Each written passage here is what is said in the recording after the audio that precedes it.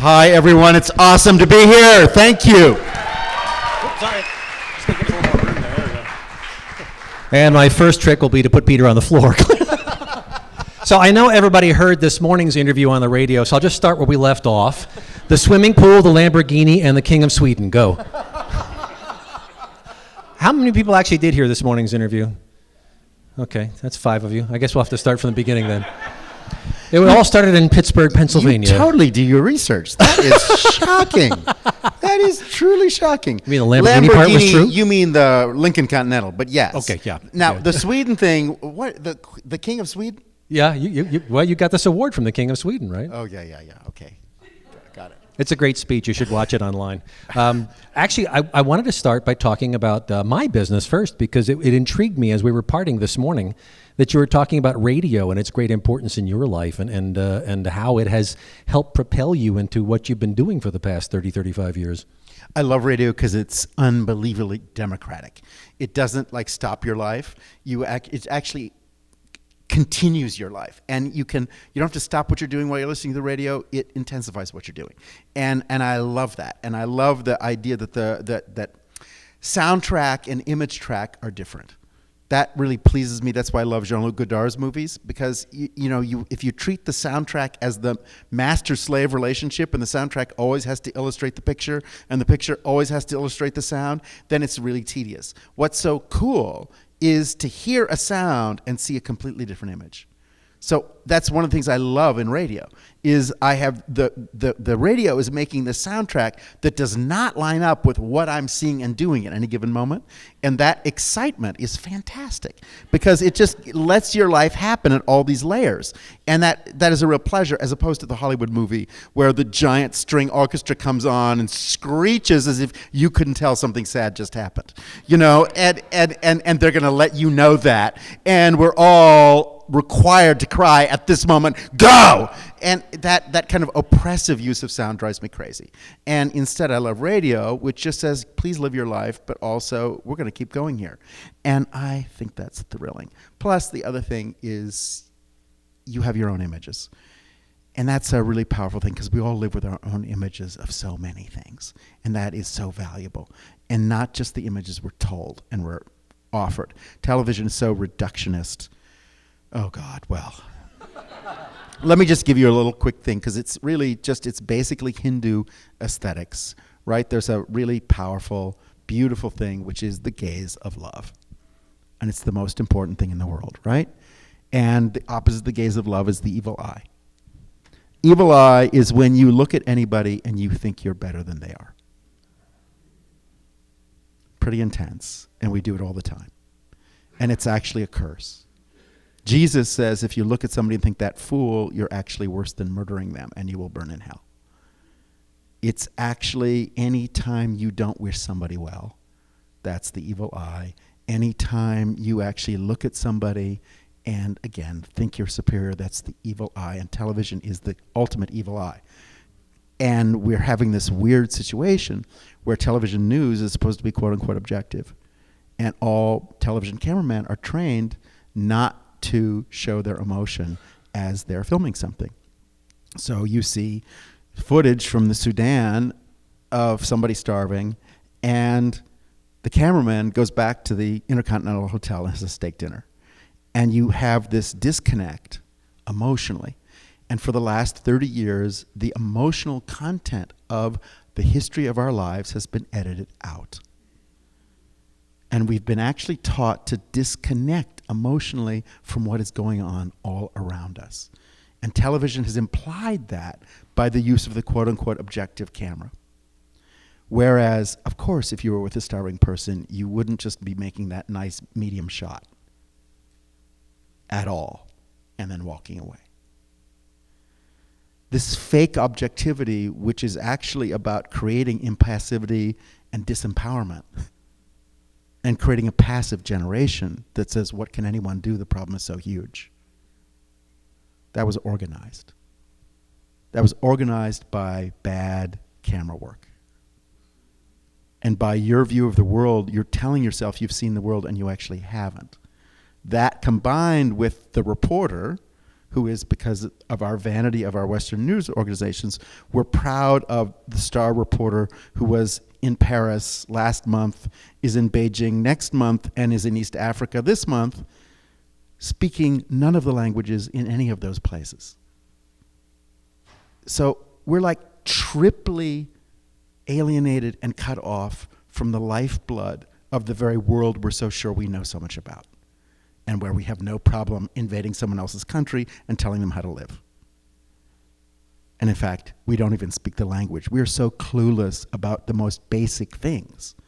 And yet our arrogance has been fed by a generation of fake television footage that lets us think that we know what's going on in China. So, just to say, anything that disrupts the sound-image connection, anything that makes us question the image, anything that makes us listen more deeply to the sound, that pleases me a lot. Anything that says, maybe you don't understand everything here. Maybe, I was trained as an artist, you start with what you do not understand. Politicians start with what they think they understand. And that's the difference between an artist and a politician. One person claims all this stuff, the other person questions it. And as an artist, our task is to ask the question more deeply. As you know, if you ask a better question, you get a better answer. And in fact, our task as artists is to ask a question that is so interesting, penetrating, and challenging that the answer is going to be truly some kind of breakthrough. So with what is clearly a really deep feeling for the human condition, there's so many different ways you could have gone. At what point did you decide this was going to result in art? Or was it a decision ever? Was it one of you woke up and you just always knew? God, this guy, Jeff, you just go right there. This is really intolerable. Okay, I have to just do this in public? All right. I still do not know why I am on Earth. You're still looking for the cause? The purpose, I mean? I really... Cause, I think we know. The purpose. I don't know what I'm here to do. I actually don't. And from day to day, I'm doing what I can do with the people around me, and we're doing our best, and hopefully that's useful. But frankly, there's a lot to do, as you said. And what is the best way to help? That's another question. One of the great things about the arts is they just create new space. And for me, most human lives need new space. Most human beings need a space to reimagine and open themselves into some kind of larger picture, because most people's lives have been so reduced by their work and by their circumstances and so on and so on. And none of us are our job. That's one of the most irritating things about this country is everybody thinks your job is who you are. And you want to say, I'm so not my job. It's the American question, though. It's like, what do you do? I know. And it just drives me crazy because I'm so not my job. And I'm so, nobody is who they look like. And we're way into judging everyone by what they look like. And now we know that person. And you just want to say, oh, nobody's who they look like. And everybody has so many secret lives from themselves, let alone from you. you know, most people are spending most of their time hiding what they're really thinking from the people around them. And again, frequently from themselves. And so what it is to unpick that and just gently go inside that. There's so much pain, so much doubt, so much other stuff that goes unexpressed. What does it mean to venture into that area? Which all of us are carrying around, but which actually has no address. We've deliberately left it in an unmarked box. And so even finding it is work. So for me, that I think that's useful. So I do engage in that. The other great thing about theater is it's liberating in a surprising way because, I'll just describe. I'll describe one production that is for me kind of a little bit what I'm hoping to do, and what I think theater is about at this moment. I did a production a few years ago called The Children of Heracles, which is a play written 2,500 years ago by Euripides. And it's about immigration. And what's powerful about it is you see that people were bad at this 2,500 years ago. You know, we're not the first people on earth to really struggle and not know what to do. The play is rather powerfully set up. If you know Hercules, the world's strongest man, died executing these 10, 12 labors that were imposed on him by this vicious dictator, tyrant. And the last one of them killed him. And it's a really powerful image that the strongest man on earth is actually still in our political system a slave.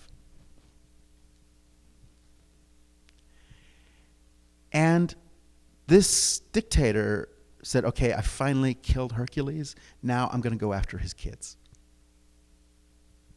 So that children run with their grandmother and escape the country. This dictator phones up all of the adjacent countries and says, if you allow these people into your country, we will declare war on you. Athens is the only one that doesn't cave. These kids and their grandmother are turned away at every single country. Finally, they get to Athens. Athens says, we stand for freedom. We are a refuge for the people who are searching for freedom. Please come and kneel at our altar. You will be protected. Then the messenger shows up and says, we are declaring war on you. And the citizens of Athens have to decide whether protecting the rights of these foreign children is worth sacrificing the lives of their own children in a war. That's a debate. It's really powerful. Eventually, the Athenians do let the kids in. And it's a very powerful and very moving play. And the last scene belongs to the tyrant, which is quite scary. Just to say, I did this play in 8 countries.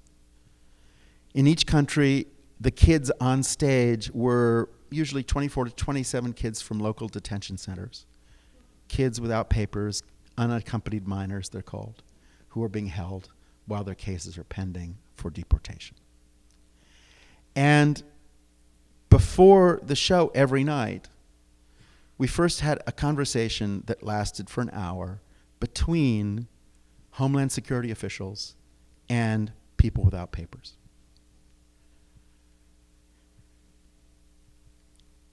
Immigration judges, border guards, up and down the chain, people who deal with incoming undocumented people, in conversation with documented people. For me, that's a very important thing because, as you probably know, as America only accepts 3 stories. You have to tell one of 3 stories to get in here. And of course, those stories aren't most people's lives. So they have to lie in order to get in at the first point of entry. Meanwhile, the immigration judge, as you know, the hearings last sometimes 35 seconds, some of them 35 minutes. Immigration judge has a list of all these things that have to be checked off. So whatever he thinks of this person who's in front of him does not actually matter, because the list itself is going to make the decision. So the result is you have 35 minutes between 2 people that are going to decide the fate of a human being, and both sides are lying to each other. So my idea was to use a theater project to create a space in which a Homeland Security official could sit down with an undocumented immigrant and have a real conversation. Because it's a theater, it's an art piece, Homeland Security officials said, oh, okay, I guess we could do that. And every night we started before the audience came with 2 dinners. One dinner for the kids, because the food in the detention centers is disgusting, and we wanted them to have a really good meal, not pizza, but eat good food. And then the other dinner was for the immigration officials and 2 homeless people without papers living on the street. That dinner was every night incredible. And And, in Austria, it was between the Minister of the Interior, who'd called for the rounding up of all these people, and 2 Nigerians living on the street of Vienna. And it turns out they both have daughters. And the Minister of the Interior has daughters. And dinner was about that. And as soon as you start breaking bread with people, as soon as you start just being in a human relation to them, you find out we share a lot. I'm really happy to say that 2 years later, those 2 Nigerians got their Austrian citizenship. But anyway, just to say, again, instead of facing each other on television, instead of facing each other in these completely alienated environments where nobody looks good and nobody's being honest, what theater does is insist that we're all in one room together. We're seeing each other not through a screen, but actually we're sharing the same space. And what we share becomes what's important. And to create, using the strange medium of theater, which is, of course, a show, to create an island of truth in the real world, because the real world is where people are faking it. So in theater is where we might have a chance of actually doing the real thing. That's incredible. And so what then the next step, the first hour was that conversation. And that conversation was unscripted. It went wherever it went every night. And then we have intermission. And then the audience came back from intermission, and we had the play from 2,500 years ago. What was amazing is you heard everything from the first hour repeated in the second hour as poetry. Meanwhile, on stage are the kids, and the kids are as they are right now in a holding room at the Los Angeles airport. They're not consulted. The kids have been detained, and then adults debate their future, which is how Euripides set up the play. So every night, these 27 kids were just sitting there looking at the audience while all of us debated their fate. And they were not asked anything, and they were not allowed to speak. Euripides does something quite amazing. When the Athenians finally decide to let the kids in, the kids leave the stage. And Euripides has done this unbelievable thing. The kids leave the stage and say, "Thank you for letting me into your country." Thank you for letting me into your country. And they go through the whole audience. And it's genuinely, it's intense. It's an emotional moment that's overwhelming. Many times, many evenings, many countries, people will pull away and say, "Don't touch me." Whole range of responses. At the end of the evening, we then invite the audience, usually across the street from the theater, where all night during the performance, refugees have been cooking. And then we have our third dinner of the evening, which is with the audience. And at every table is one of the kids. So one of these kids who's in a detention center who, if you were standing next to them at a bus stop, you wouldn't know how to start a conversation, is now at your table. And they were silent all night. And they were looking at you and you were looking at them, but now finally, you can talk to them. Again, we go beyond the television relationship, where you're just looking at each other, but you can't talk. And you can share dinner with them, share the table with them, share your lives with them. And by the end of the evening, that's the project. And that project is only possible in theater. And what we're able to do in each country, in Paris, we had 3 pages in Le Monde, 3 pages in Libération. Every one of the kids' biographies was printed in Le Monde. Normally, kids in these detention centers are totally anonymous and nobody knows anything about who they are. But their stories were put forward. In Holland, the Queen of Holland, fabulous Queen Beatrix, said, "Yes, I'm there for the performances," and showed up. And the first night she came, I guess her security kind of slipped her into the theater quietly. So the kids were up front, and that night, 2 of the kids were the the speakers before the show, and they said, see, the Queen is supposed to be here because she was going to be here for us, but like everything else in this country, people say they're supporting us, but in fact, they're just abandoning us and they couldn't care less. The Queen was there, and she was not amused. She was horrified. And I ran to her at intermission, where she was in her private loge with her lawyer friends and stuff. And she said, these people have to realize they cannot be here. They've got to know they're going to have to go home. This is no space for them in Europe. Oh dear, this is not the best way to proceed. And Beatrix is a really genuinely lovely, thoughtful woman. And in particular, her commitment while she was queen was to the arts in a beautiful way. So I was like really worried that this was not a good opening night in Holland. And then the second half of the evening was the performance of the play. And at the end of the night, the Queen was so moved by the play. She stayed in the theater that night for another 2.5 hours, posing with photographs with every child and their family, doing interviews, shooting little things for their phones, doing everything. She could not do enough for them because she saw the play. And that's what theater does, is you start by saying these people absolutely have to leave and they have to know that. And then you see a play by Euripides and you say, oh, maybe they should stick around. So for me, that's the contribution theater can make. And theater can make this space in our society that right now has no space. We're not allowed to meet each other. We're not allowed to be together. We're not allowed to share. Everything's set up to divide us. Theater is its attempt to make this space that we actually share. And that is going to be the issue of the 21st century because none of us are culturally good at sharing. In the 21st century, the project is going to be how do we share the air, the water, the minerals, the oceans. How do we share?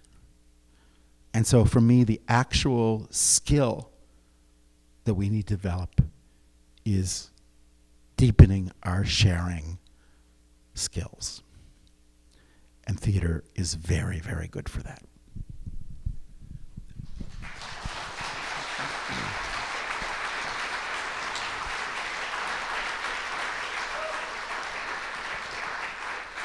So, Peter, many wonderful and terrible things have been said about operas and plays and movies you have put together. Would the Mostly terrible, I think it's fair to say. Okay, good. Would the most terrible thing be for somebody to answer the question, what'd you think with, it was okay? I have to say, for me, nobody should be on the fence in terms of, what's next? I want what I'm doing to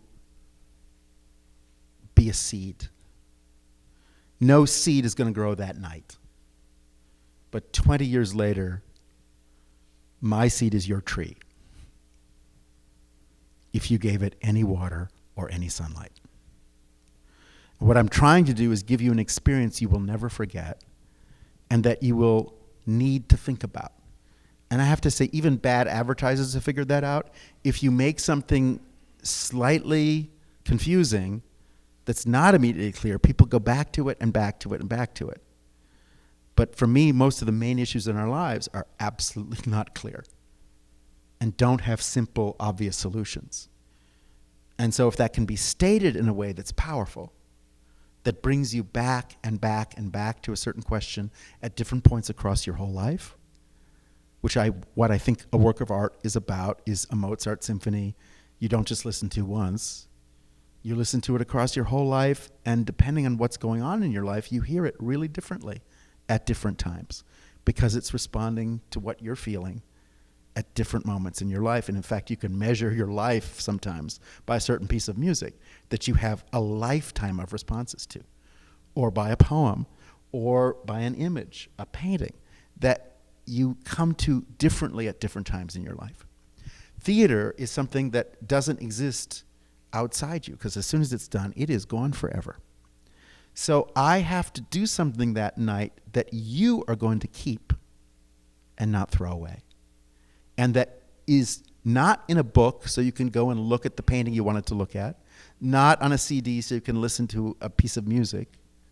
The only place that piece of theater exists now is in you. So I have to create something that you keep, whether you want to or not. And for me, the short-term reaction of the following morning, you call a friend, someone you love and care about, and you say, I saw the worst thing ever last night. They did this, and then they did that, and then they did that. I can't believe it. And someone else is calling a really good friend and saying, I saw the most amazing thing last night. They did this, and they did this, and they did this, and I can't believe it. It's the same half hour. Both calls are equally important to me. And then the really beautiful thing is what happens when the person they called calls someone and said, there's this incredible thing going on, and there's this, and then they do this, and then they do that. Can you believe it? And the person who made that call, well, first of all, the person who made the first call becomes an artist. You're describing to someone something they've never seen. And then the person they called really becomes an artist because you're describing something you've never seen. That means you're an artist. And for me, what's powerful is empowering. For me, the video is not helpful. The legend is spectacular. And a lot of my best shows had really bad second acts. I don't need anyone to remember them. Most shows have 3 amazing moments in them. And the whole thing is worth it just to get to that incredible moment. And then, it's just like the Buddhists say about a raft. Once you're across the river, throw the raft away. Don't carry it around. That's what I feel about the performance. I don't need to go through all that. That performance got to these 3 beautiful moments. And those moments I want to live with. And I want to keep with me for the rest of my life and actually treasure them. And the rest, let it go away. It's fine. So basically what I'm doing is making something that will change after the night you saw it and turn into something else. That's why it doesn't bother me that people hate the show or love the show. It's all the same. And then I probably should say to you this, when I lived in Paris when I was 18, my mother, a Pittsburgh public school teacher who didn't speak a word of French, moved our family to Paris. We had no money. We ate couscous every night, but it changed our lives. I went and saw one of the director, Patrice Chéreau's early productions. He died last year. He's one of the very, very greatest directors. I was young. I thought I knew everything. And I saw this thing, and it was horrible. I was sure it was the worst thing I'd ever seen. I wanted my money back, and that's not the kind of person I am. I was so angry. 5 years later, I knew that was one of the greatest things I'd ever seen. And literally tonight, if we had the time, I could describe all 3 hours of the show to you. But when I first saw it, I hated it. And for me, that's a lot like your family.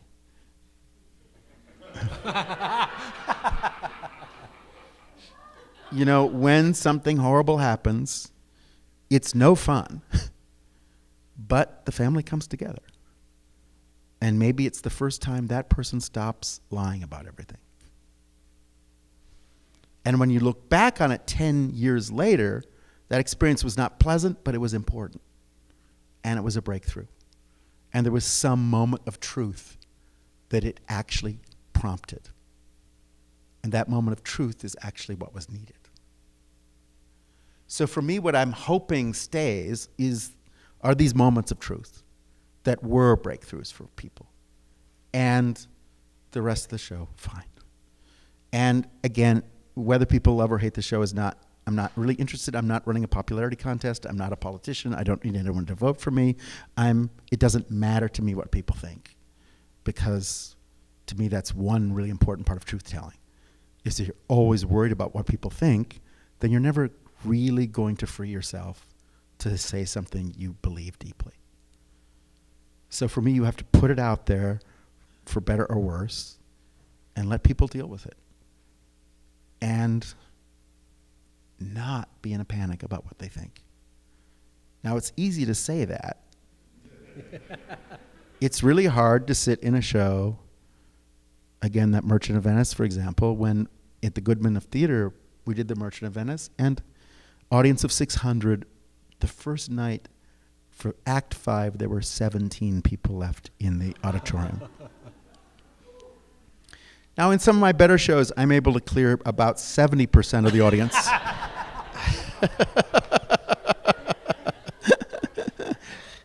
And what you can say is no one will ever forget it. But, you know, sometimes you're doing something that is challenging to everybody. And sometimes a little is already enough. And so I don't hold it against anybody, but of course it hurts. And of course, when you're destroyed by review after review after review, of course it hurts. But as soon as you, for 1 second, think that you're hurting a little bit, think of Shostakovich, think of Mozart, think of just about anyone you admire. If we had to write the biography of Martin Luther King from what newspapers wrote about him, that would be depressing. Anyone you admire had a really hard time and got a lot of bad reviews. And to me, that's actually somewhat of a badge of honor. Because a lot of stuff that gets the great reviews, you know, everybody really has forgotten 10 minutes later. It's like, you know, silly pictures of what you were wearing in 1975. You look at it now and you say, what? And so for me, it's that somebody hates something or cares enough to try and attack it, to kill it, to stop it dead, means you know we're touching some nerve. Means you know we're doing something that needed to be done in some important way. Because when a grown adult will sign their name in the newspaper to this outrageous venting, you say, I think we've touched off something that puts somebody in a very defensive place. And as always, when human beings overreact, you know you're going in somewhere that's important. So for me, as I said, even though it's personally has never stopped hurting after all these years, you'd think I'd be used to it. And the new attacks still shock me. Because every show I keep thinking, this is so beautiful. People will just love this.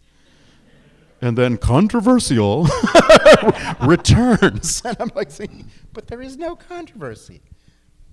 But weirdly, apparently there is. At the same time, it's an honor to be discussed and talked about. And again, that is what I think the job description is. I'm going to make something that people have to talk about and needs to be discussed. And the topic I'm bringing up needs to be discussed. And so if it starts by them having to discuss this evening, that's great. And we're doing our job. So how do you decide on an approach? I mean, how did you decide to do the ring cycle shortened with puppets, or to put the Lincoln Continental on stage, or to stage a show in a swimming pool, or any of the things you've done? I mean, how is it you choose whatever device, or to do a Don Giovanni as a blaxploitation film? I mean, how long before you actually stage the show do you make the decision about the approach you'll take? Well, I mean, don't you need a little humidity for Egypt? I mean, come on. Swimming pool is one of the only places you can get that dense, intense, hot air. Well, more to the point, when I graduated from school, I was adopted by a bunch of singers. I did the Wagner ring cycle with people and puppets because it's just was too long, right? So it had to be. I had to, you know. It's just really long. So 50 hours, isn't it, the whole cycle? Bizarrely, it was when I was a teenager. I was running a children's theater in Denver, and then we got thrown out of our place where we were performing. And so we ended up spending one summer performing on the streets of downtown Denver in Larimer Square. And we did 6 shows a day on the streets of downtown Denver. Now, that was my actual theater school.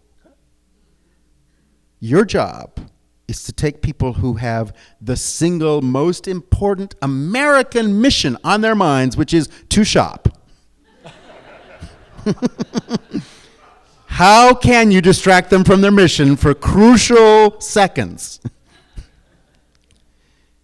Have them stop and see what you're doing for a half hour, and then, most importantly, put money in the hat, because otherwise you will not eat tonight.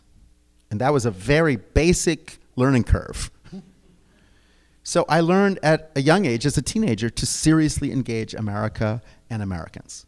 What do you have to do to just stop Americans in their tracks and make them look? And for a moment, stop what they were thinking and divert their thought into what you're proposing. That was a very powerful set of experiences, and that summer was my most important learning curve of not talking down to any American, but talking across, eye to eye, on the pavement. How are we going to recognize each other? How are we going to give each other some space, some time, and some attention? So doing these puppet shows and magic shows and all these things I was doing 6 times a day is exhausting. We were one block from, in Denver, what was billed on the front of the store as the world's largest Woolworths. So doesn't that call for something grand? How about the ring cycle? Haven't we done enough little puppet circuses? We should do something that has some ambition. In high school, I was obsessed with Stravinsky. You know, the unbelievably short, acerbic, you know, everything reduced to the most perfect, like jewel-like, finest statement. Most absolutely. And my friend who was with me in Denver was obsessed with Wagner, which is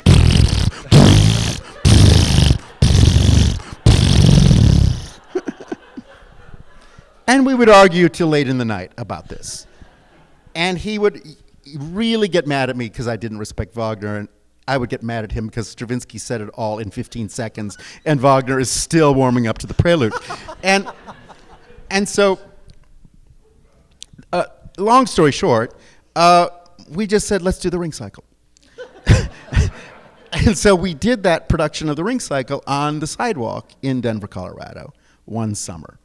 And the Rainbow Bridge came from the fourth floor men's room of an office building over there. And, you know, it was just, you know, we just figured it out to do the ring cycle in the middle of an American city. And what would that be like if the gods were walking down the streets in Denver and the Valkyries came in from the Rockies? And you know, it was really alive and amazing. We reduced each piece to an hour, and I took the old Bayreuth tapes and spliced them down to 45 minutes each, actually, is what it turned out to be. And that's when I understand, actually, you can't lose a note of Wagner, was when I had to shorten Wagner. And then I realized why Wagner was 5 hours long. And my respect for Wagner came after I had to make each Wagner 45 minutes. And now I'm a crazy Wagnerian, but at the time, it had to come the hard way.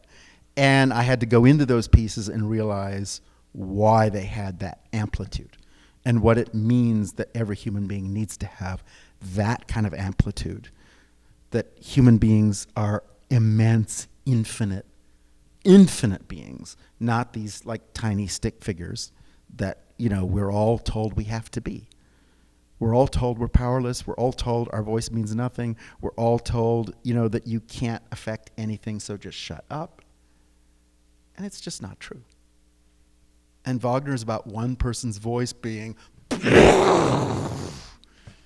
and going into eternity. Yes. And that you better be prepared for that, because nothing that we want to actually do, we're going to live to see in our lifetime. So your voice better reach into eternity. Your voice better be there for the next 7 generations, and we've got to figure out a way to speak that has power 200 years later. Mozart died thinking those operas were failures.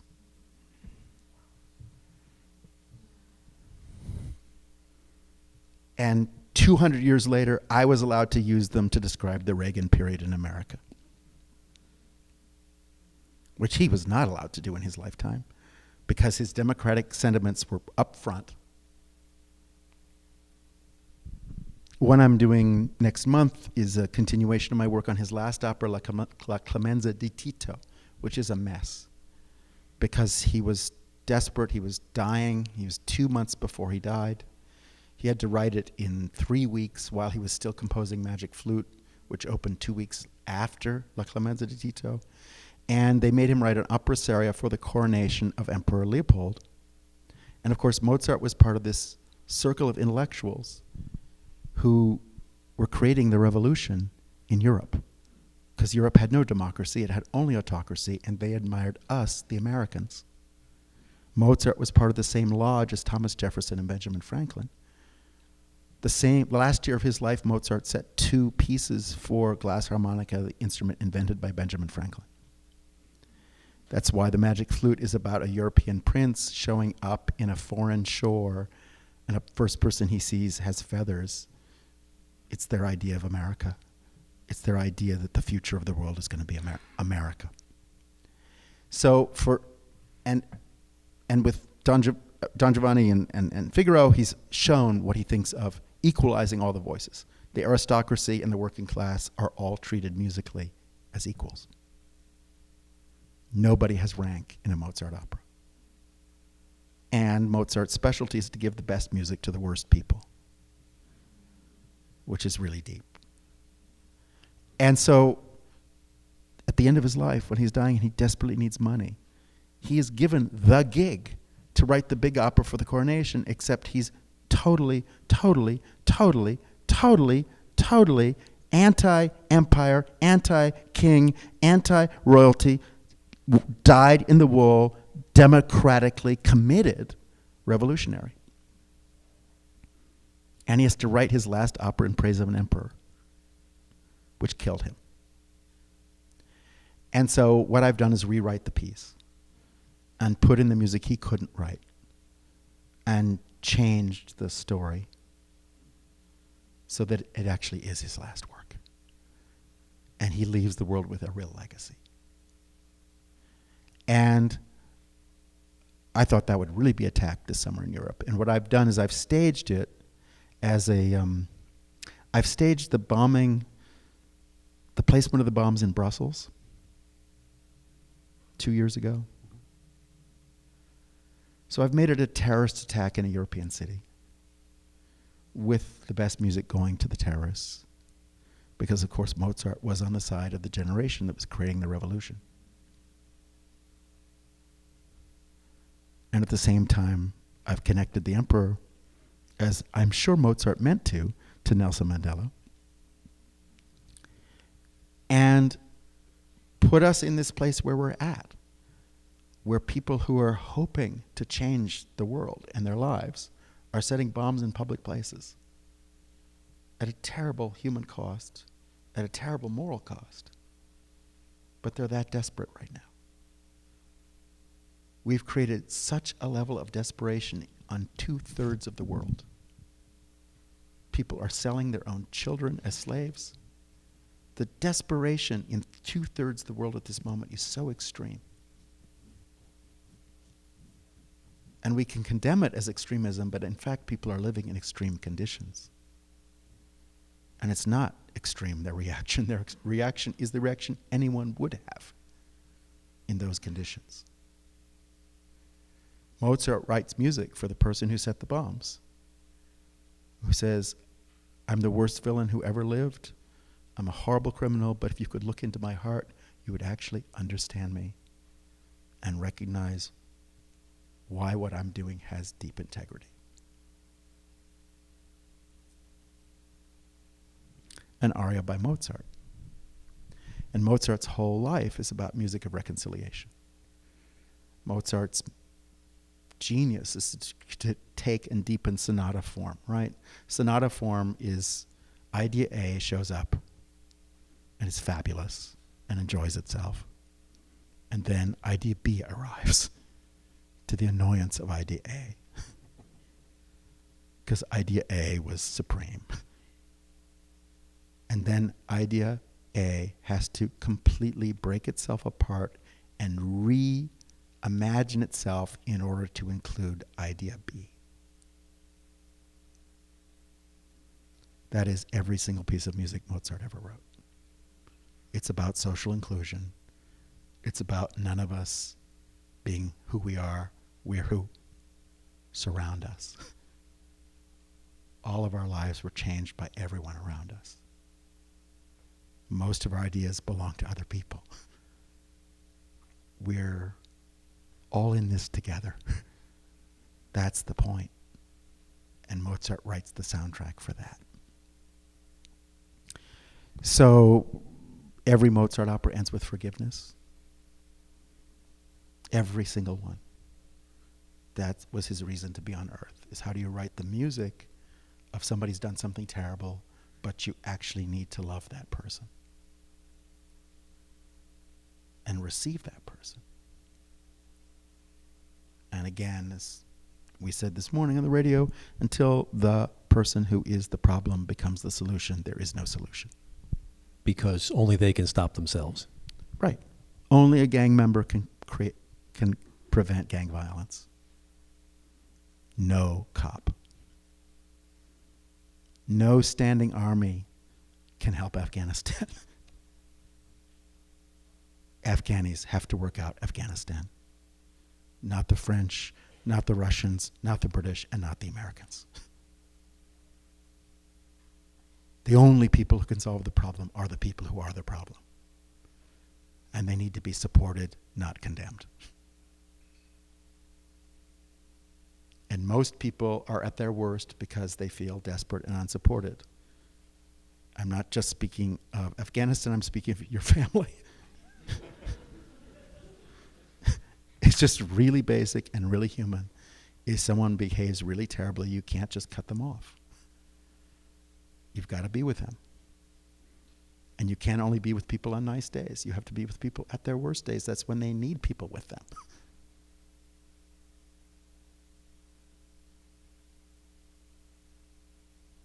That's why we're here.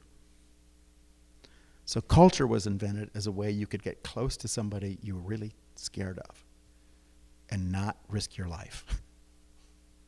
You could be in the audience, and we have this hypothetical of what is it like to be near people we really are scared of and who we really don't like. Let's test that. Let's test if we can hear what's going on in them, and if we were close to them, what would they say and what would they be like?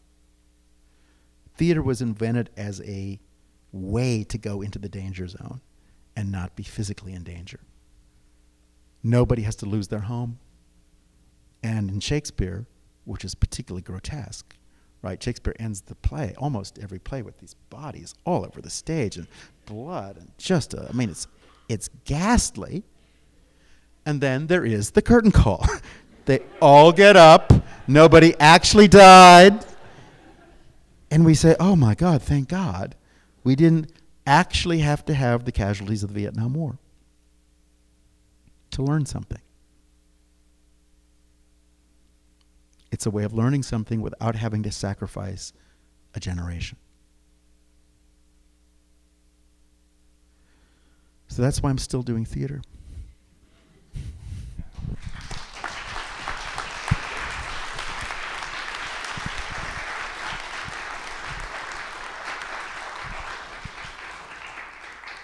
And you've mentioned two things about the people you work with. Number one, it's a very collaborative process. Yes, you're the director, but you take so much from the people who are in the company, all of them.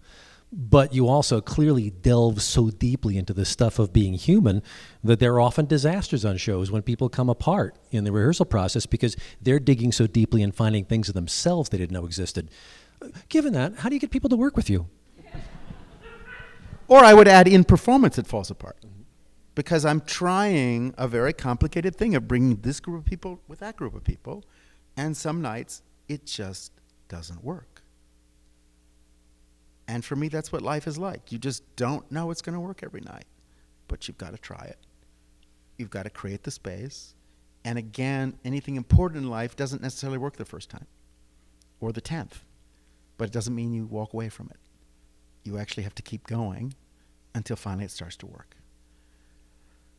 People want to work with me. It's one of those very strange things. Actors truly want to work with me. Singers truly want to work with me because they know I will actually challenge them, and they will make their greatest performance of their lives that they will never forget. Because none of us go to the place we can go because none of us are ever really challenged. And usually when we see a challenge coming, we duck. And what it means to, again, as I've called the rehearsal room, is what I think of as a protected zone, where people can do something terrifying and risky and be surrounded by people who are going to protect them and not expose them. At the same time, what an actor needs is maximum challenge, and you need to see somebody every night on stage facing a genuine fear that they have in their life. And every night we get to watch somebody up against everything they're afraid of, and we'll see how far they go tonight. And that's what makes a powerful performance, is when you're in the presence of somebody who's having to reach for something they don't know how to grasp. And you're present when a human being exceeds anything they thought they could do before. And it's like the Olympics, but it's the Olympics not of the body, it's the Olympics of the soul. It's where you're trying to break through the limit of the last generation of people. And you say, in our generation, we're going to try and reach farther.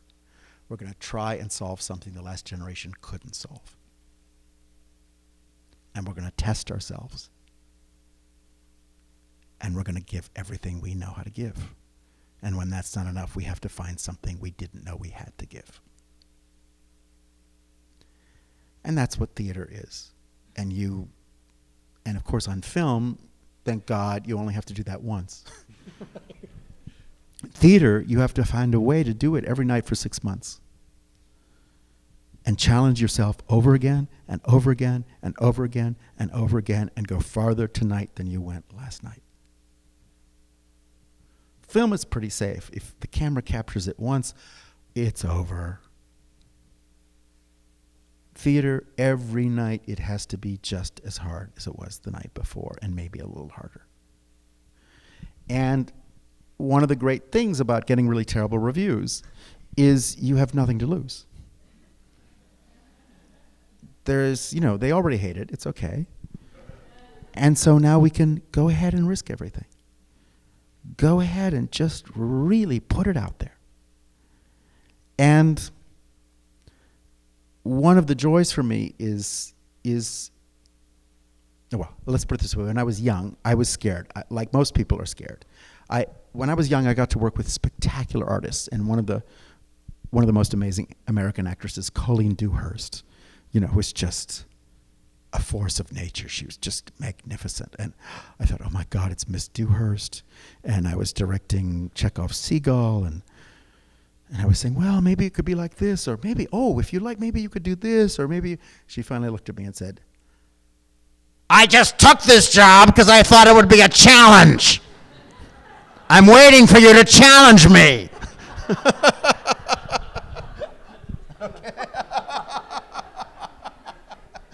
And that's when you learn that most people are just waiting for a challenge.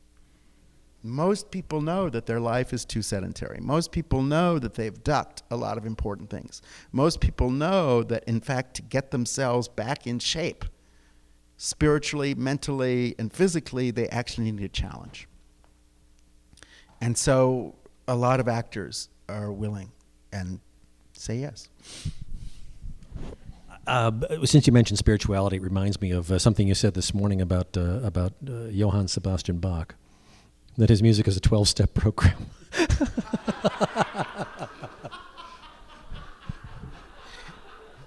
Well, that really comes from, after graduation, I was adopted by these singers who saw the ring cycle and said, we've got to work with this guy. So they hired me, which is the reverse from the usual procedure. And they were doing, at Emmanuel Church in Boston, right on the Boston Common, they were doing a Bach cantata every week in the liturgy for 25 years. They did all the Bach cantatas over and over and over again. And the Bach cantatas are about suicide. They are about self-hatred. They are about, these unbearable situations. But Emmanuel Church in those years was really powerful. They had 3 AA programs.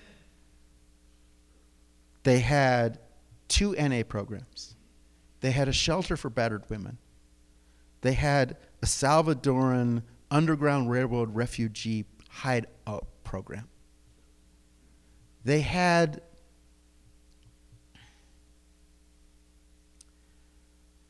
homeless kitchen,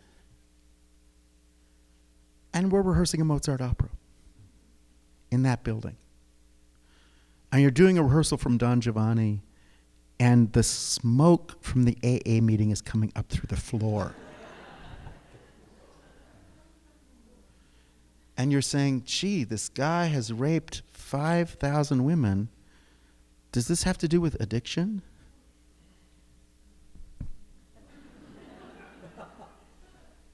So Don Giovanni evolved because we were rehearsing it next to NA and AA meetings. We were rehearsing it next to a shelter for battered women. And suddenly you realize Mozart was writing that. Mozart was writing music for people who've been hurt. Mozart was writing music for people who were addicted, compulsive, operating against their own better judgment, desperate, crazy, but weirdly loving and beautiful people whose lives are in the process of being destroyed. And again, as America figured out at the end of Prohibition, alcoholism isn't a crime, it's a disease that needs treatment. Drugs are not a crime, these people aren't criminals, they're people who need treatment, they are diseased. And Mozart's mission is that amazing act of forgiveness. And Don Giovanni is this amazing example of going to hell at the end, but it's not that you're going anywhere, hell is where you're already living. Hell isn't a change of address. And so we laid that out. And we laid that out because we were working together with people who were in all those programs at Emmanuel Church. And so when you're rehearsing Marriage of Figaro, and the Countess and the Count are in that argument in the opening of the second act. Of course, because we were working next to the shelter for battered women, you realize that's the reason the Countess does not appear before noon. Because her black eye from the night before. And doing those operas in those conditions made you realize that music is here to help heal people. Music is not primarily entertainment, music is primarily healing. And music is a healing space. And our task with music is to put it next to the wound. Put it next to the hurt. Put it next to the panic attack. Put it next to the violent act. And let music do what music does. And as long as you keep music as just in a nice concert hall for nice people, you're not actually getting that music is here to do serious work. And I don't mean to say nice people don't have serious issues. It's just nice people are the last people to acknowledge that they have serious issues.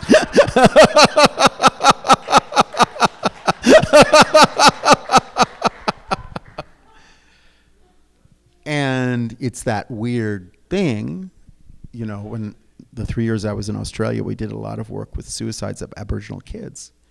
And the suicide rate for Aboriginal kids is just shocking. I mean, truly shocking. And how do you begin to approach that? How do you help that? Again, you can't legislate it. You can't, a judge can't do something. This has to be addressed in some other way, which is culture.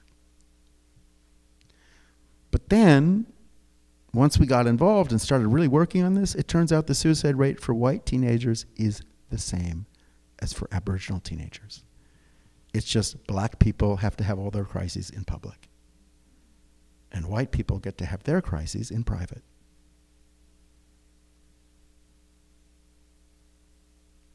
That's intense. But again, just goes to the point that we all share more than in fact separates us when you really look. And so, of course, we have to design programs that reach into those spaces that are buried, that are hidden, that are cloaked, that are...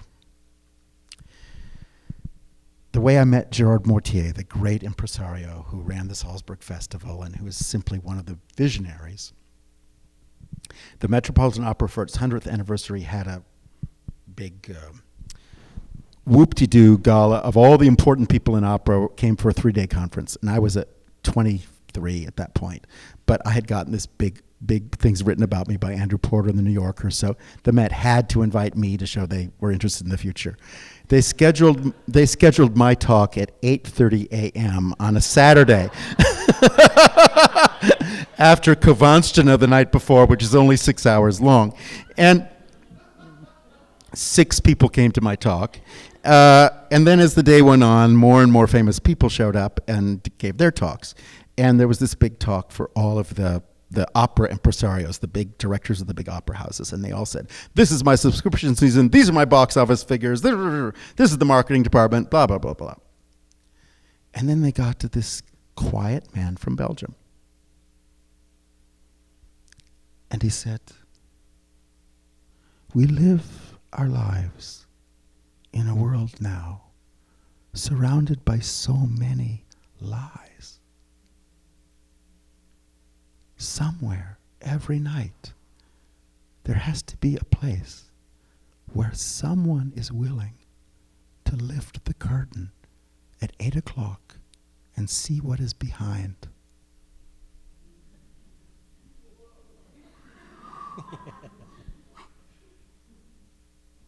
Nothing about his box office. And he said, we've forgotten how to breathe. We're all in a rush. We're all missing our own lives while we're rushing. He said, opera is about remembering to breathe again. Not these short, quick breaths, but a long breath. I said, my God, who is this guy? And then he said, this morning, a very interesting young man said something, and he started quoting me. That was really wild. But just to say, yes, lifting the curtain is our job. And that is the work. What does it take to lift that curtain? And to do it every night at 8 o'clock.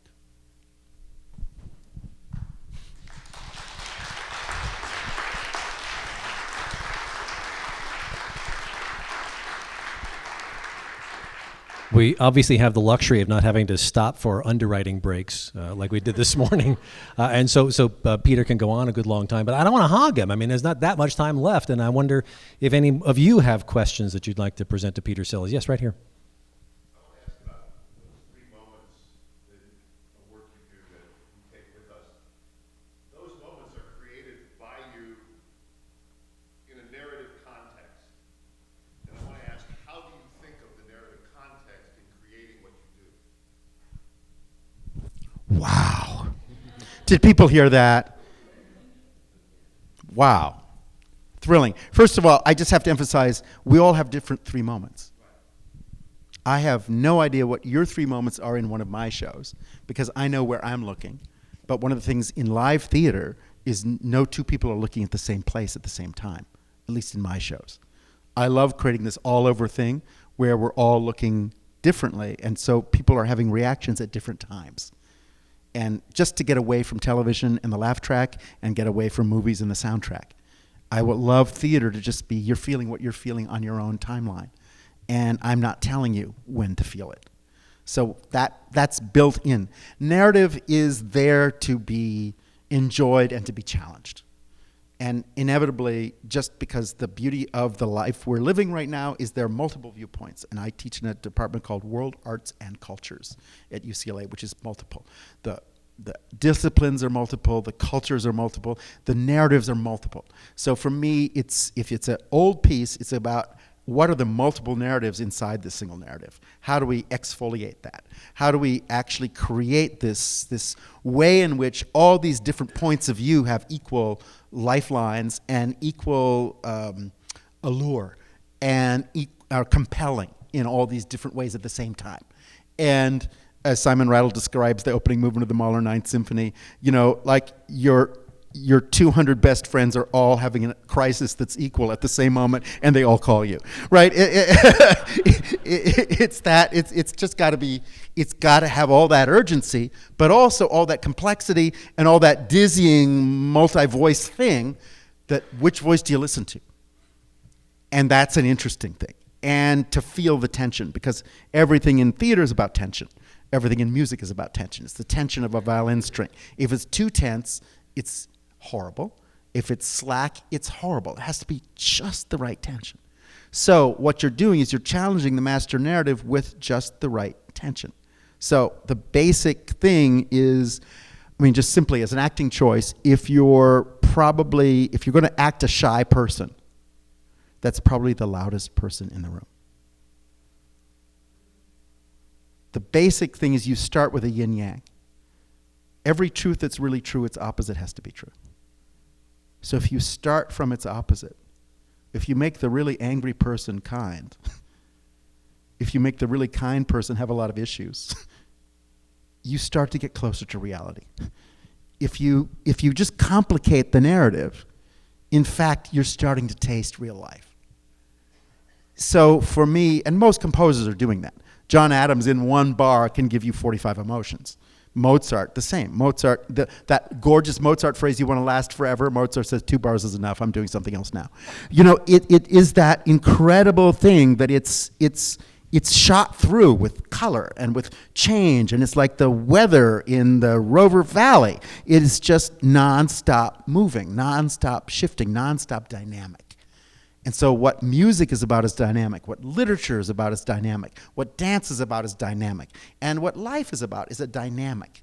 There's no one truth. There's a dynamic that's underway among multiple truths. And it's how that dynamic is moving that's exciting and interesting and informative. So what I'm trying to do is actually get the dynamic to work and not to just make any one position the main deal, but keep this dynamic moving all the time so all the choices are constantly multiple for the audience. And where you are and how you decide to join that dynamic is always exciting. And in my shows, no two people saw the same evening, which I'm so proud of. And a lot in shows like Ajax, for example, which were really provocative that you saw, David, at the Kennedy Center. We took Ajax to 6 other cities. But when we took it out to San Diego, which has the largest military population in America, it was a big Sophocles play about military power. The audience in San Diego, we did it at the Kennedy Center together with David. The audience in San Diego, a certain line someone would laugh at, and a person next to them say, "That's not funny." And you got this incredible range in a dynamic, which for me is, again, the hope of democracy. That is why we're all here, is because we are all different, and thank God for that. And thank God no human being repeats any other human being. Every one of us is utterly unique and irreplaceable, and that's why we're here. Which is why it drives me crazy that we've gone back to standardized testing. Because the human race is not standardized and should never be standardized. And standardized testing is only useful if you want to maximize inequality. Then it's very useful, because you can say these people are inferior. No, these people don't have the same cultural norms you might have expected from your circle of people. Meanwhile, they know things you would never know, ever. And that you better learn. And so let's face it, everybody is holding the key to finish your sentence. And you need to know everyone. So to me, that is the crucial part of narrative, is just to say who has the missing key in that sentence. Yes?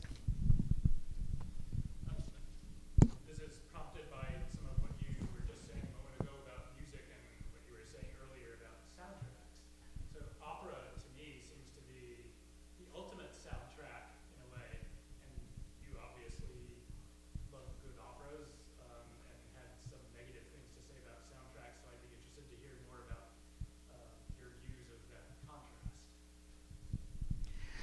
did everybody hear that? You know, what is a soundtrack in a film and how is that different from a soundtrack in an opera? And I would just say that there are a bunch of operas that are just soundtracks. And for me, they actually need to be done in their period because they didn't transcend their period. For me, what a classic is that Hamlet means things to us that Shakespeare never imagined. And that's why you call it a classic. A classic is something that means more than the creators thought it meant. A classic is something that each generation finds their own meaning in and sees their own picture reflected back to them. And that's a classic. Whereas other pieces are just stuck in their period and will never, you know, The Hunt for Red October, I think, is pretty much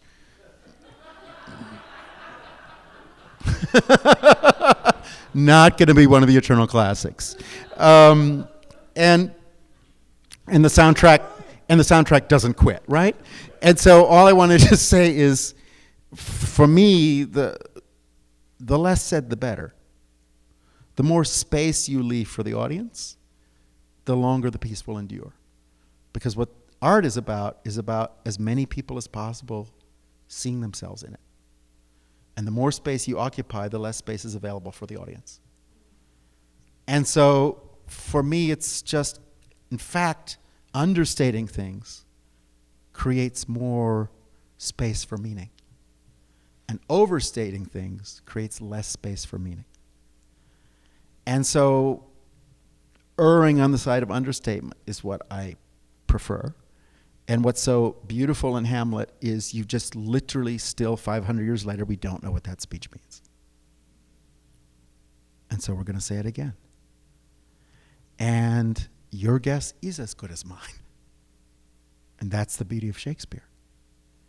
That's the power of Shakespeare, is that every one of us has a stake in what that might mean. And it's not just for experts to tell us. To take another example, when I did The Merchant of Venice with this cast of, you know, primarily African American and Asian and Latino actors, we went around the room for the first week, and just at every line, all 17 people in the room said what that line made them think of. And you realized everybody's life experiences were so different. And that line triggered a whole other set of images, reactions, and memories. And the line that you're so sure you know what the meaning is, in fact, the other 16 people heard something else when you said that line. That's very, very, very powerful. So for me, music by Mozart leaves a lot of space. Music by Verdi leaves a lot of space just because Verdi is doing this yin-yang thing that we discussed a minute ago. In La Traviata, she's happy, but she's actually devastated. And then finally, when she's devastated, happiness shows up for the first time. The music puts you in between the devastation and the happiness, and you have to choose where we are. Verdi gives you the whole spectrum. As opposed to, this is just sad. This is just tragic. Verdi never does that. Verdi goes, this is tragic and weirdly beautiful and happy. Verdi always puts you in this complex place. The music is so intricate and complex, and again has this dynamic. It doesn't sit in one effect. So just a short answer is to say, as I mentioned earlier, the films I love are Jean-Luc Godard, where the soundtrack is radically independent. And if any of you want to have a crazy experience, Jean-Luc Godard's King Lear was my apprenticeship with Jean-Luc. I was his assistant on that film. I brought him Molly Ringwald and Burgess Meredith and who else. He fired all the actors on the second day of shooting, and the rest of the film he made with me in it, which was pretty crazy. But the film is the most amazing soundtrack. And you see an image, and then the soundtrack that Godard gives you puts that image in all these other wild contexts. And again, if I could just say, most of our lives, when somebody says something, you have a multiple soundtrack going on of what that comment actually provoked in you. How much of it you acknowledge, how much of it you actually hear, and how much of it is subterranean depends on you and that moment. One of the things that Jean-Luc Godard does in King Lear is create the soundtrack that is crazy. And you actually get how many reactions you're having at every moment because the soundtrack is opening you into that free-falling space rather than telling you what to think. A bunch of operas that tell you what to think, I have not staged. I am only stage operas that I think nobody knows what they are, and that interests me. I only stage operas I think are underrepresented. That interests me. Or I only stage operas where people think they know what it is, and I think, actually, it's really a whole other set of things. Let's look at that. But a lot of mainstream operas I don't stage because they are pretty much what people think they are, I think.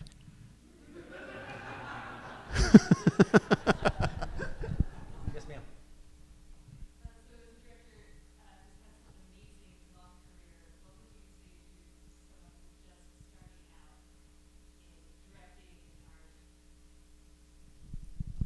Oh, well, that's easy.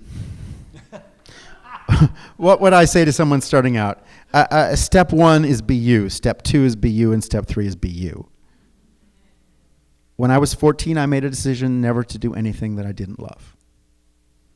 And I kept it with one exception, and that exception was a disaster, and I learned my lesson. No matter what people say to you, do what you love with people you love. Don't worry about the money. Do it not for money, but do it for love. And because you have no money, you're going to make some amazing new way to do something that nobody ever did before because you don't have the usual options available. Every time you have a setback, every time you have an obstacle, that means you are being called to invent a new form of theater. Enjoy that. Enjoy every setback. Please enjoy fundraising. Fundraising for me is the most important part of art in America, and it's what they're missing in Europe. In Europe, because it's all funded, nobody has to talk to anyone about what they're doing. And the results, you see the strange, if I could say, almost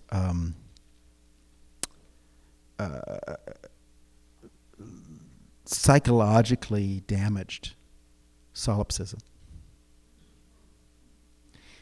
In America, because I have to go out and talk with Cambodians about what I'm doing and make sure what I'm putting on stage matches something they're proud of. Every time you actually, what you're doing, you go out and talk to people who you're representing on stage and who have therefore some stake in what you're doing. Inevitably, they make you realize your ideas are not deep enough. They have a whole lot of suggestions. They have a whole lot of connections you should make. They say, but have you read this? Have you seen that? Have you talked to this person? And that's while you're fundraising. And the more you have to explain your ideas to people, the more they give back to you things that expand your ideas. And so for me, fundraising is an absolutely crucial part because the other thing in theater right now is who's in the audience. Not enough or a wide enough range of people. So you have to spend as much time on who's in the audience as who's on stage. And you have to make sure that people who should be there are there. And people who would be interested in what you're doing and for whom what you're doing might be really important are there. Which means reaching out across your community and beyond and getting those people into the room and having some of them support what you're doing, but also finding ways in which what you're doing supports what they're doing. So again, theater is not just an exercise in selfish exhibitionism, but is somebody doing something that needs to be done. For me, one of the problems of our world right now is most people are doing something that does not need to be done. And funding is available. Massive funding is available for something only if it is profoundly unnecessary. And anything that is urgent and absolutely must be done, no funding is available. And you can tell how important what you're doing is by the fact that no funding is available for it.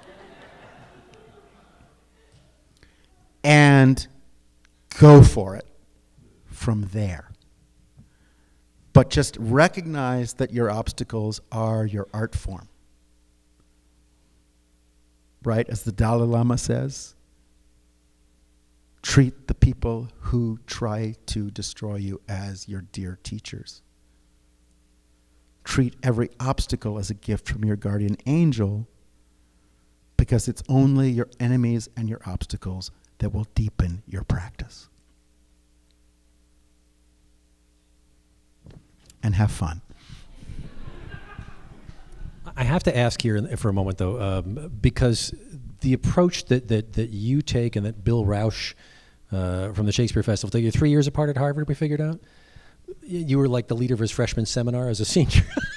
So the idea, though, of making it more than just, let's go put on a show. I mean, you really get into a community, get into humanity. Was there one teacher who really helped encourage this in both of you at Harvard? It's okay if the answer is no, or if he did it wrong. There was a teacher I fought tooth and claw. And so, again, you have to thank them as your deepest, dearest teacher in the Dalai Lama context. This man was so offensive. I was so angry. He was so pig-headed. He was so sure of himself. And he so absolutely disrespected everything I cared about. And he ran the theater center. And he was the theater professor. And as a freshman, I took, the first week of his first class, I was revolted. And then because I had lived in Paris before going to college, every vacation I kept going back to Paris. And then I saw him in Paris, way far away from school. And we got on like a house on fire. And we became the best of friends. And while I was still an undergraduate, he had me teach his classes, which is how I met Bill Rausch, because this great professor had me teach his freshman seminar. And I met Bill.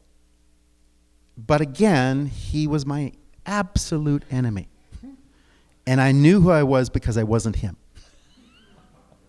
And then what was amazing was as we got to know each other, he had me make the reading list for his courses.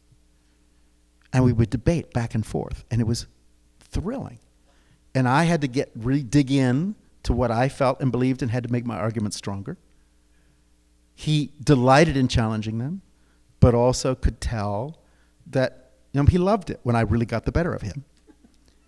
And it was on fire. And he was a great, great mentor for the first 2 years negatively, and for the second 2 years positively. And so that's why, you just can never just decide who somebody is, because there's always a lot more there. There's always way more there than you think. And also, again, most people are actually waiting for that challenge and are thrilled finally when it shows up. You've got the urgent must be done funding. You're going to do a new opera. You'll do the libretto. Who would be the composer, your collaborator? Oh my God, did you hear this, everyone? Trick question. Who's the composer? I've got the funding for the next opera. Who is it going to be? Well, short answer is I actually have a very short list of people I've done kind of every one of their operas. So, John Adams. The next John Adams opera we figured out last Friday night.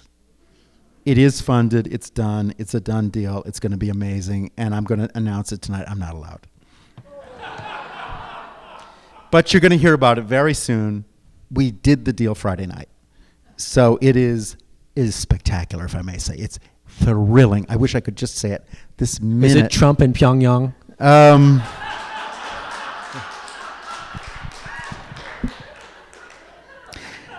That would have to sustain at least one aria, and I don't think that could happen.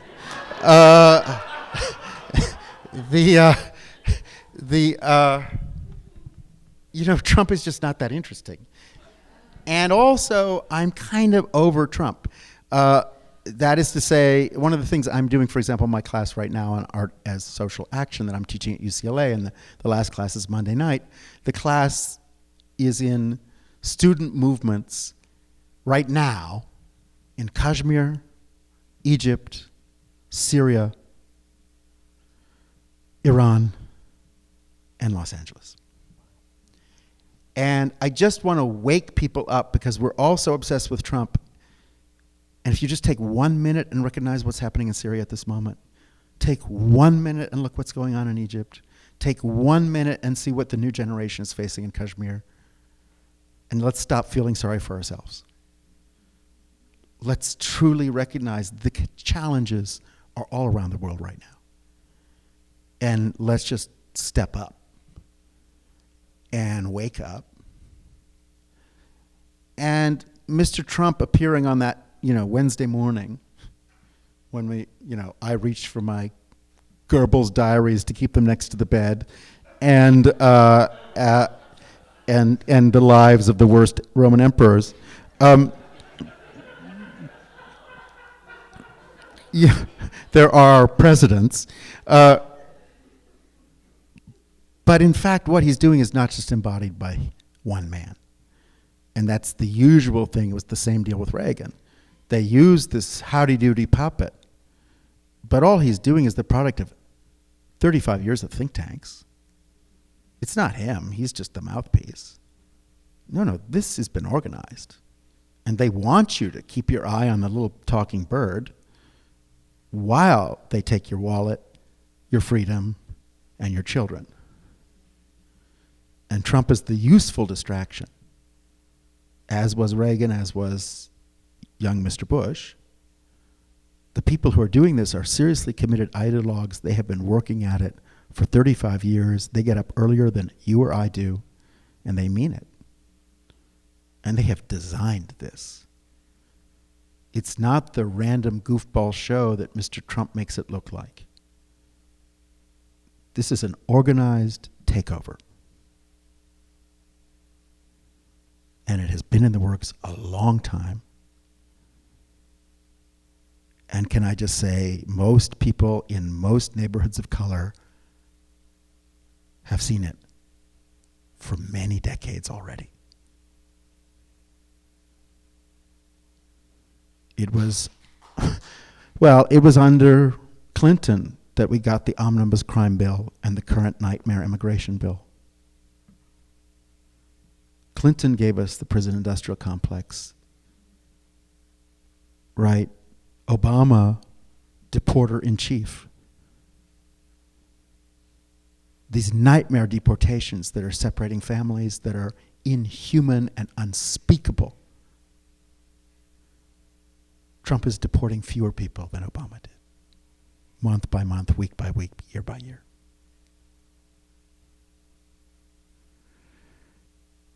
And those are our friends.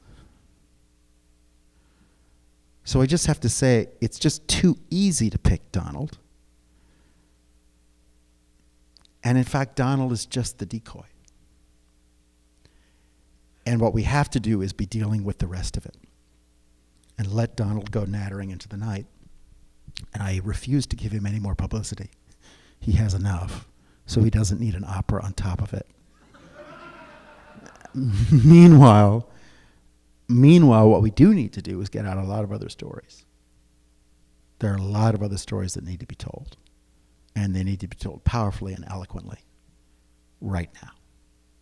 So that seems to me the real work. And the real work is creating poetry out of tragedy, as it has always been.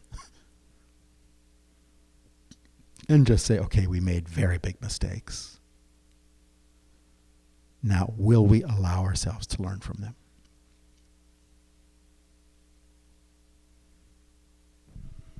Please. In order to do that, we accompany a vision of something truly terrifying and a massive level of social and individual self-destruction with music. Because music suggests that it's not over. And music suggests there's some forgiveness. And music suggests that of course, as you know in your own life, until you've been to your lowest point, you haven't come into your real scope as a human being. And just because you made a mistake doesn't mean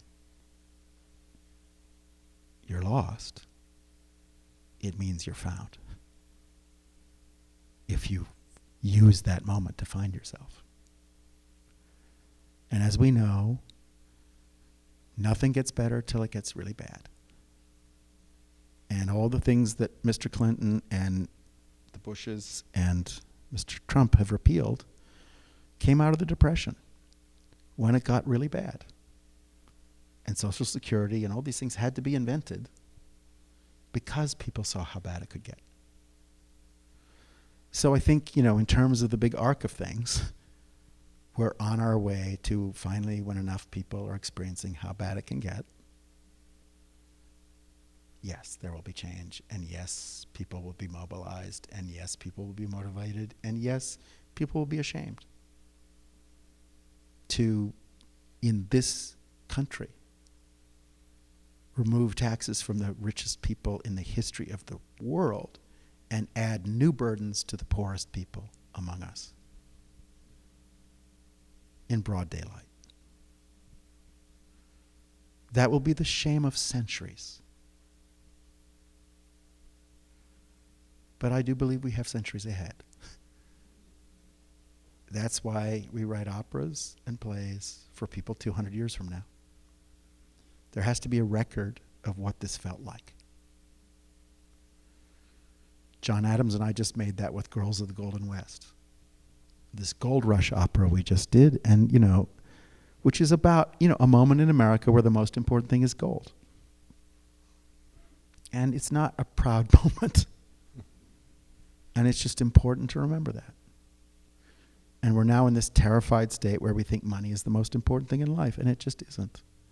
Money is never to be confused with life, ever. Every single Euripides play has a speech which says nobody can possibly confuse freedom with money. Money is slavery, not freedom. Euripides, of course, was exiled.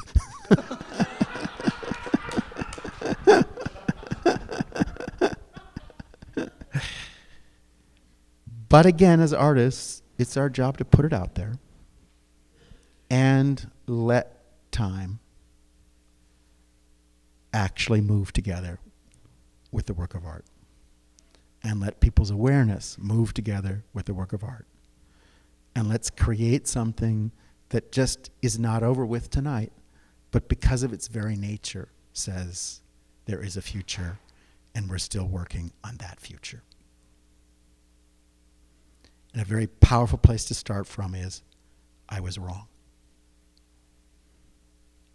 That's where Shakespeare ends his plays. Over and over and over again. And he ends most of his plays in total darkness. And he says to the audience, if you want a sunrise,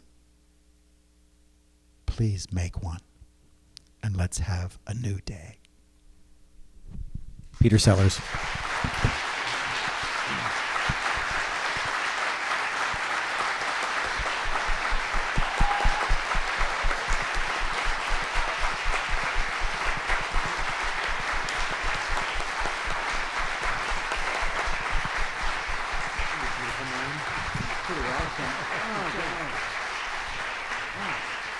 I don't think I will sleep for the next 3 days trying to digest all the things I have heard between the hour this morning and the hour and a half this evening. David Humphrey from the Oregon Center for the Arts at Southern Oregon University. Thank you so much for bringing Peter here. May we thank fabulous David Humphreys. Thank you. Yes. May we have a round of applause for this beautiful man, Jeff. Every day.